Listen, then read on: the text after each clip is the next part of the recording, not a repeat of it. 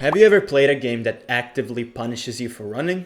Well, I have. Today, we're looking at Lunar Lunar Genesis, because I'm European.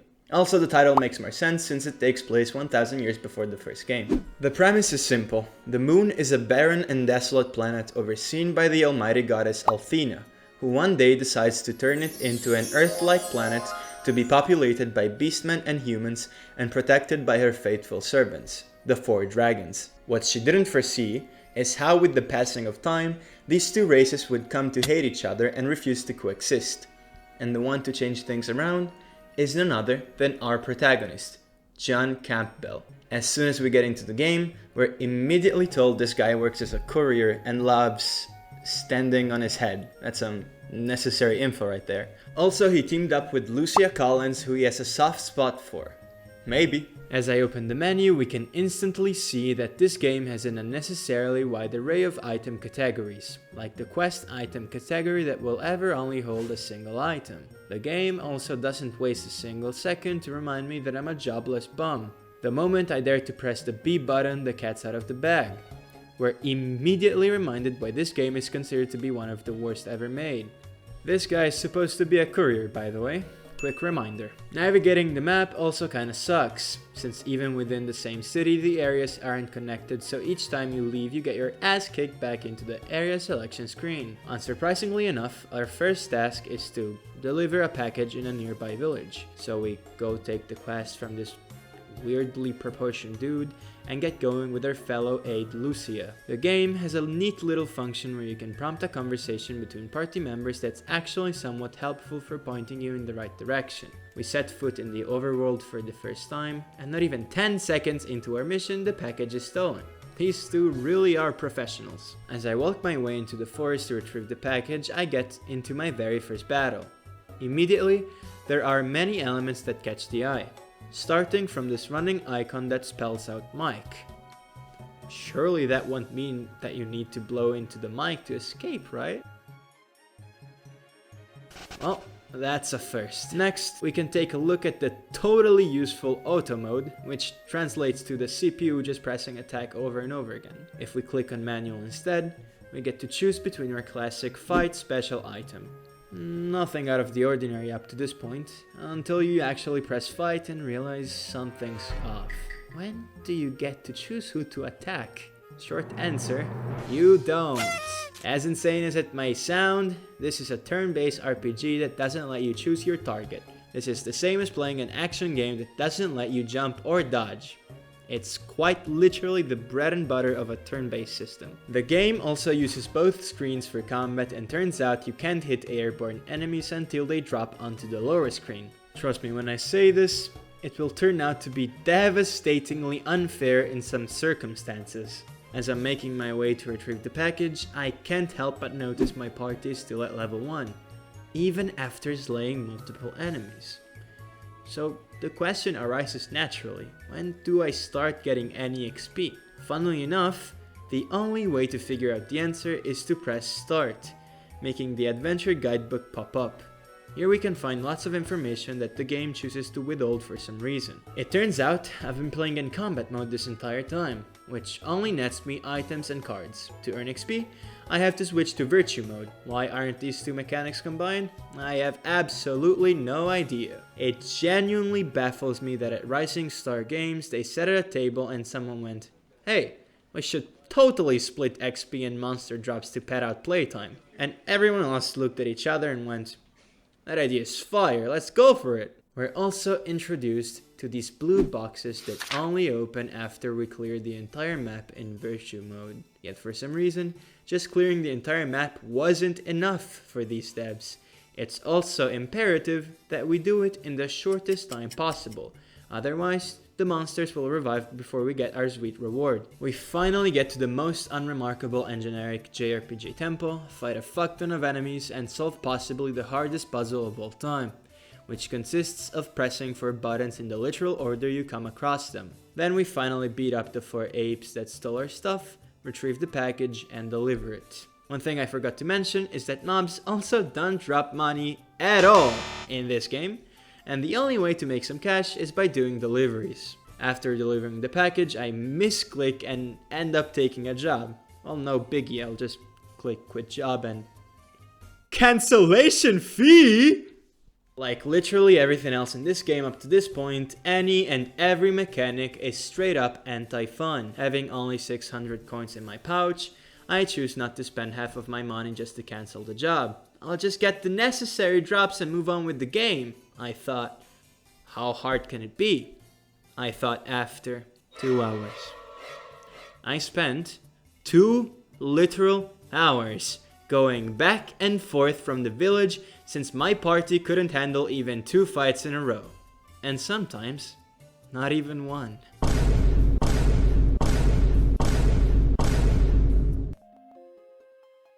Fuck. After wasting more than 120 minutes of my life, I finally delivered this stupid package. One thing I need to point out is that without a guide, shout out to IGN, I would have probably taken about a day worth of gameplay to clear this since mob drops make absolutely 0 sense. Like, what do you mean these tiny flies drop frying pans? The fuck?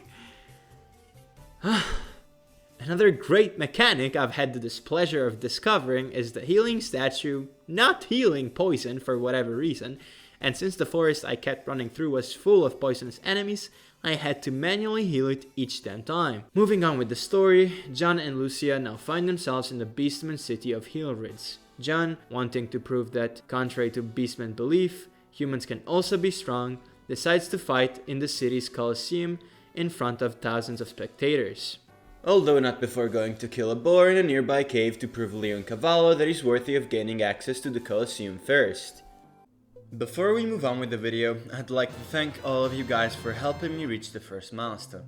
I did not expect to reach it this quickly, but as promised, I've already started working on the challenge run.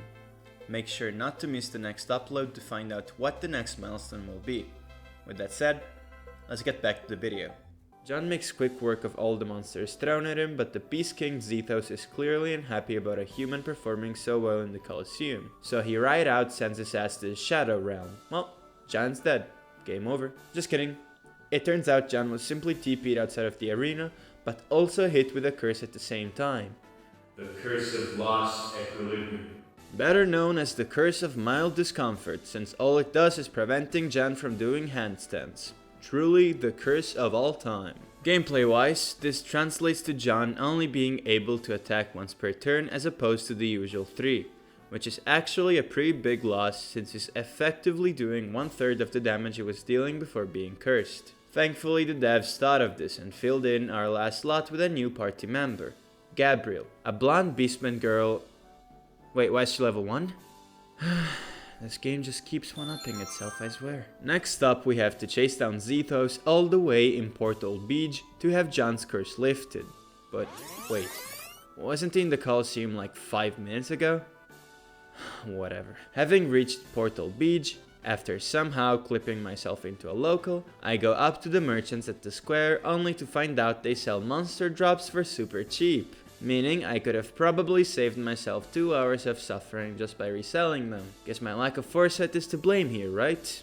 I decide to abuse this obvious oversight to finally make some money to buy new equipment for my party. This game's delivery system is also absolute buns. It only tells you the city you have to deliver the package to and the recipient's name. No address, no reference picture, nothing. Imagine being an Amazon delivery driver and you have to deliver a package to John Brown, and the only thing you're told is that this guy's in London.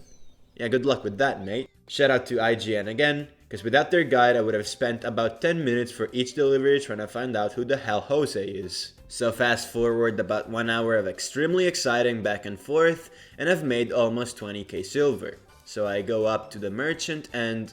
Oh! What the hell? I just spent 1 hour using the resale exploit with turbo mode on, and I can barely afford 1 piece of armor? Who even came up with these prices?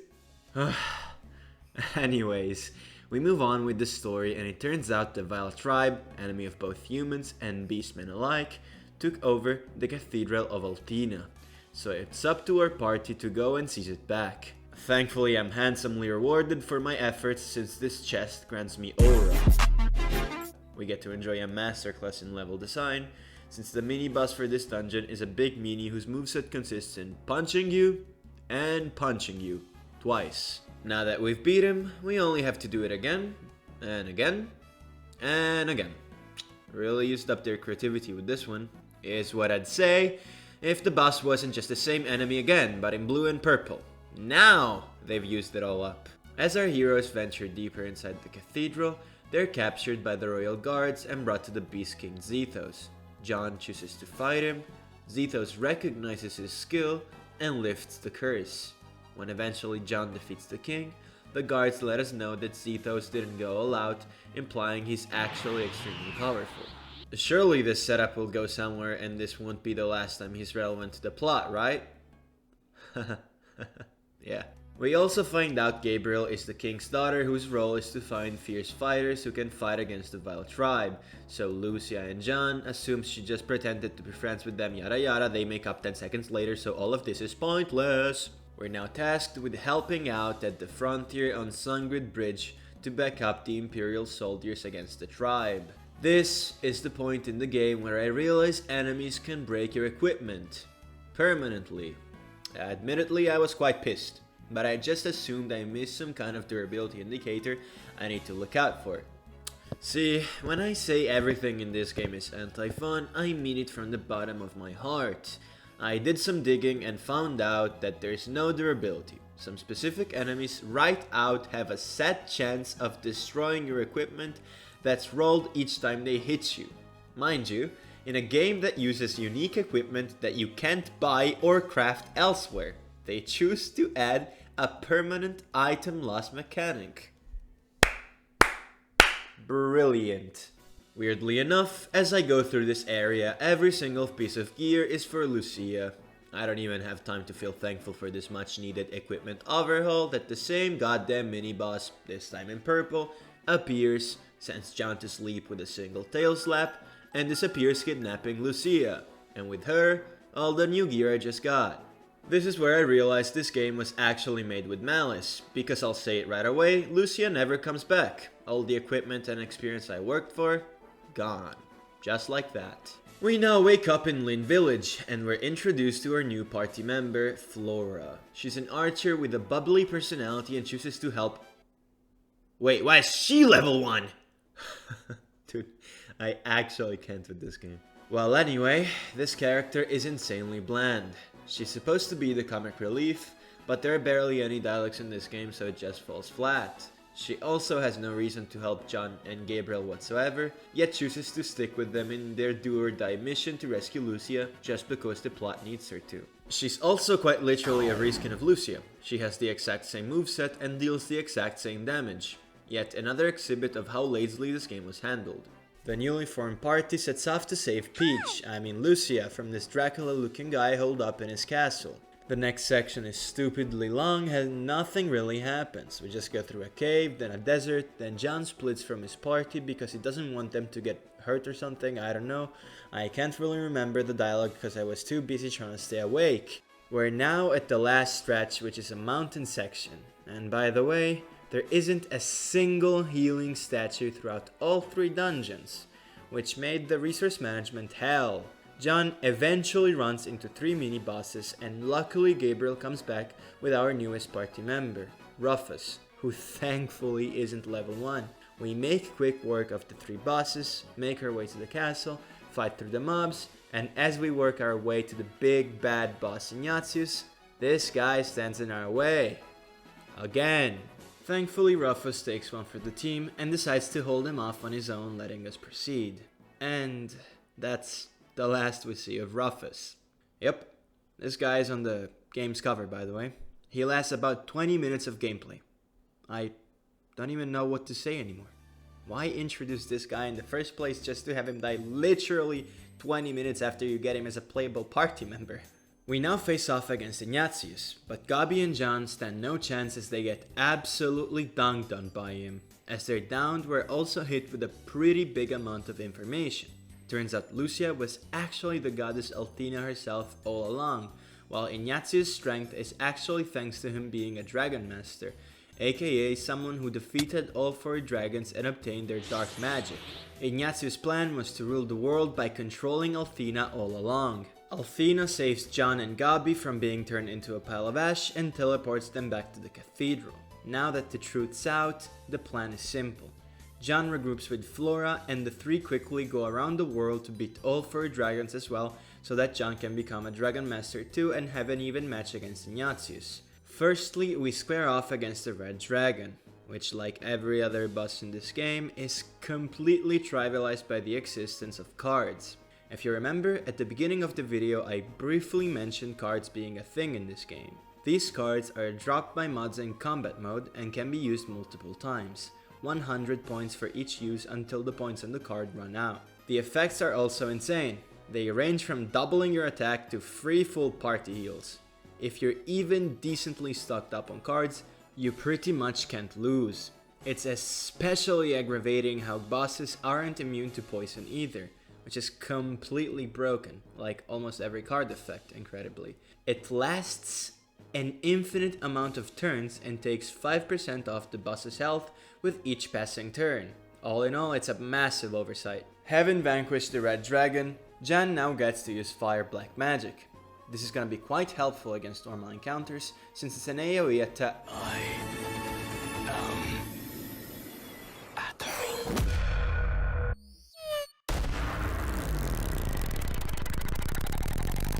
Whoa.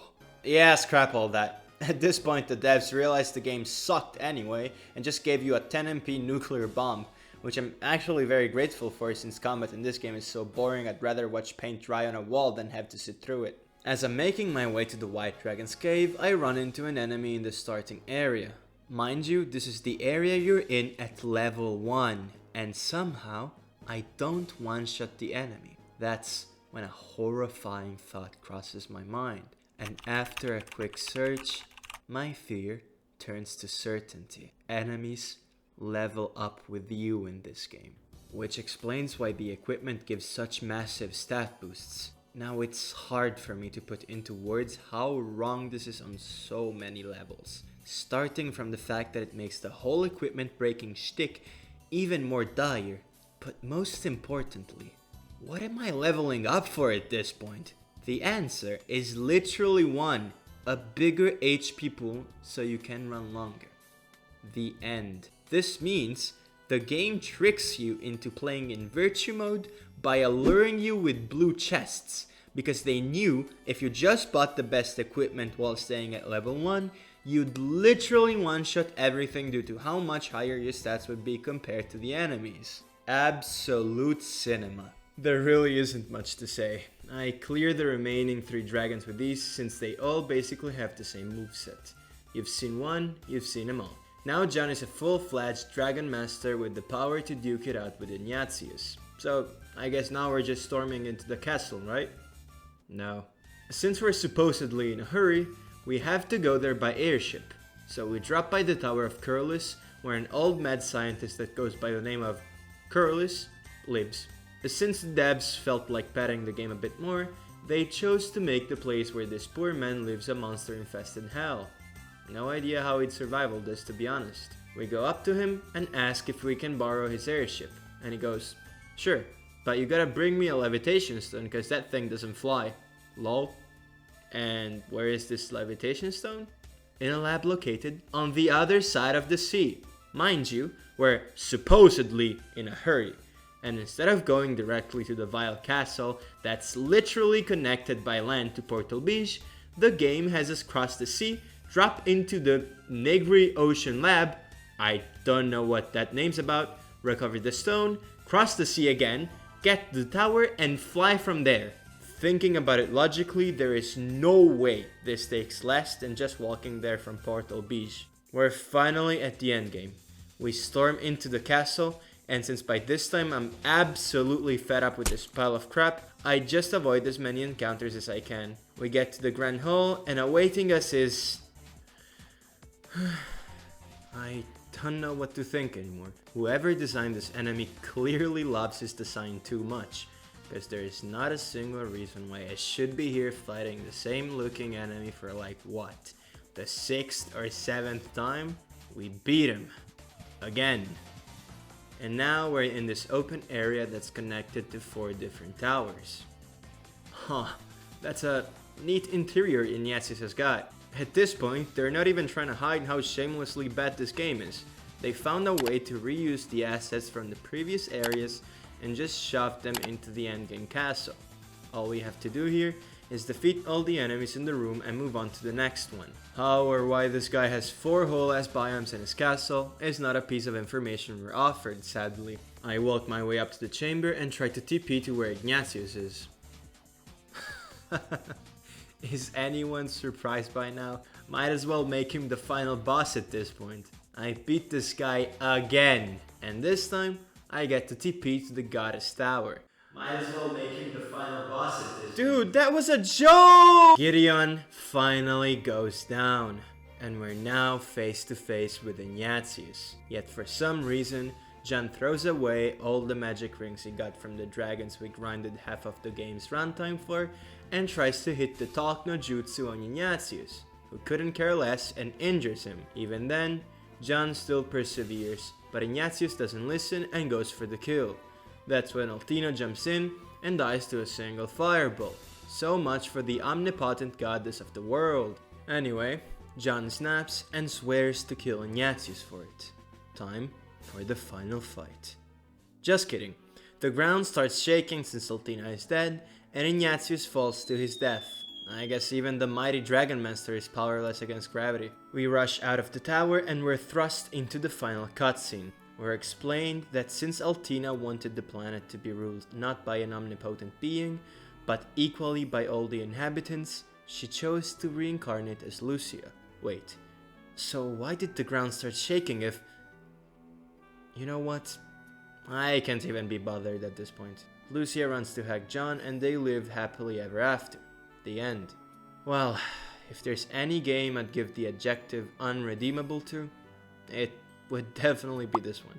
On a more personal note, if there are any fans of the genre watching, I'd strongly advise you not to be fooled by this video. Go play the other 2 Lunar games, which I actually consider to be great JRPGs. With that said, thank you for watching, and I hope to see you in the next video. Have a good one.